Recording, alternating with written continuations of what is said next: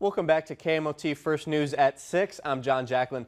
The boys state soccer tournament got underway in Grand Forks, and as the West 2 seed, Minot High was the de facto road team today against 3 seed Red River. And that home field advantage in full effect with a large student section from the Rough Riders. But after a scoreless first half, the Magicians get on the board first. It's Dylan Jackson to Justice Amesbury to the back of the net. 1-0 Magicians as Amesbury shushes the Rough Rider students. Red River had plenty of chances, including this corner opportunity in the 47th, but Graydon Wald is there for the denial, as he was throughout the day.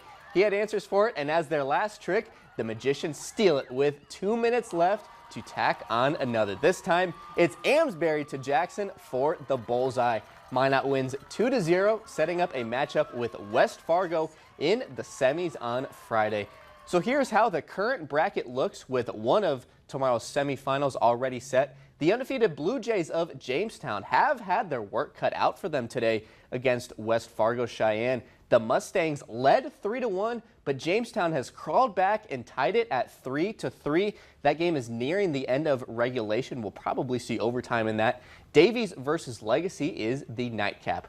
Now to state tennis. Minot High won its quarterfinal duel against Red River, just like soccer, but dropped its semifinal matchup with the WGA team champs Mandan by the same scoreline, which leads us to our full bracket. It's Cheyenne versus Mandan in the team championship, both its respective regions' #1 seed. The Magicians are currently playing in the third place duel against Grand Forks Central. I will have that score for you at 10.